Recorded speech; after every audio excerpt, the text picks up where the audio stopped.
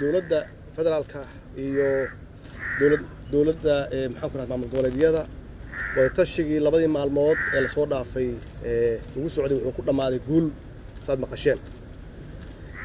waxaan isla gaarnay inaan ka shaqeyno danta guud ee ummadda Soomaaliyeed inaan ku midowno dhowr arrimood oo muhiim ah inaan u shaqeyno Soomaalinimada inaan u shaqeyno waxaan ku heshiinay inaan isu tanaasulno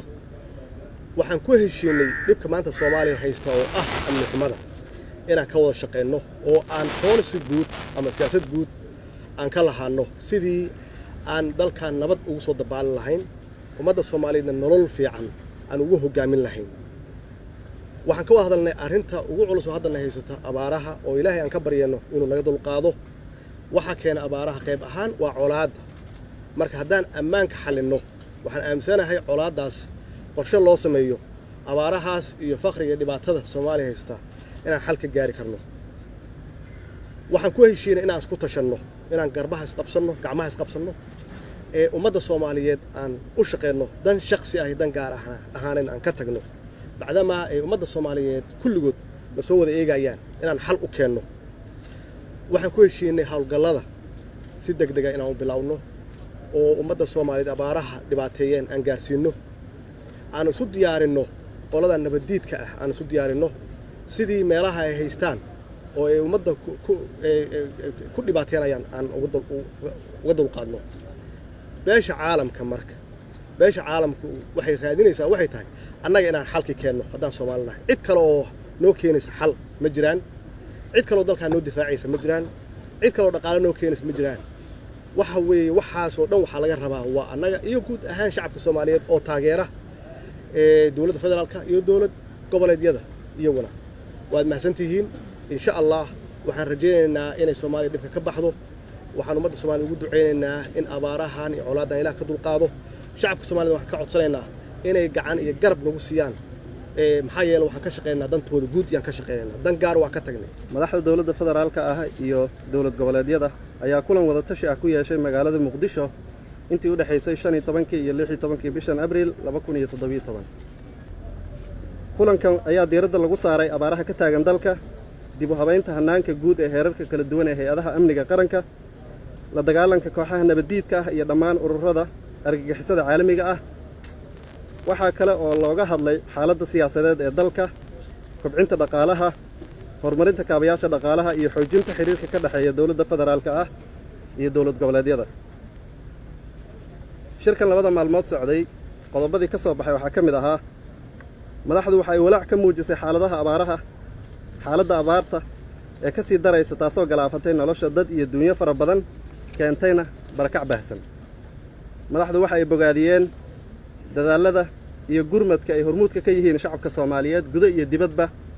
iyo beesha caalamka madaxdu waxa ay garwaaqsatay baahida degdega ah ee loo qabo in la xoojiyo dadaalada lagu badbaadinayo nolosha dadka tabaalaysan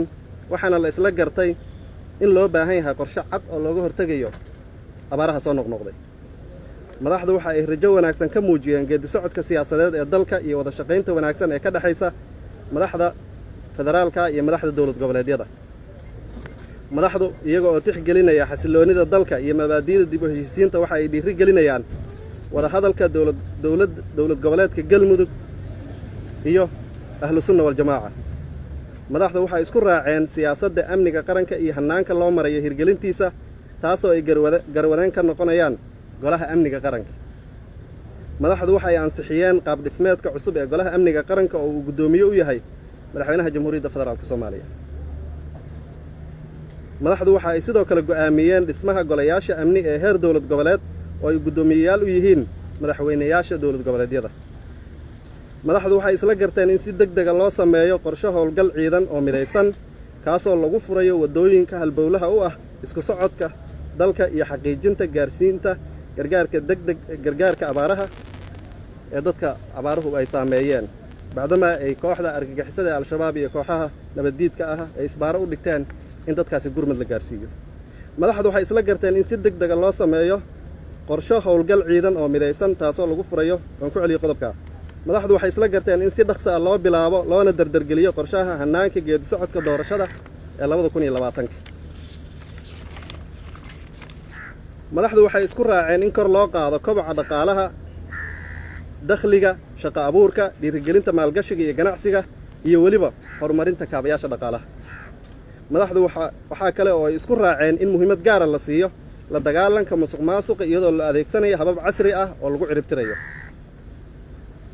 madaxdu waxay soo dhoweeyeen qorshaha horumarinta qaranka National Development Plan iyo mudnaantiisa. waxayna isku raaceen in la sameeyo tirikoob dhab ah. waxaa kale oo la isla gartay heshiisyada iskaashiga cusub New Partnership Agreement. madaxdu waxa ay rajaynaysaa in beesha caalamku taageeraan go'aamada iyo qorshayaasha ay dowladda Soomaaliya mudnaanta gaarka ah siinayso. ugu dambayn waxa ay madaxdu uga mahadcelinayaan beesha caalamka taageerada joogtada ah oo ay la garab taagan tahay ummadda Soomaaliyeed.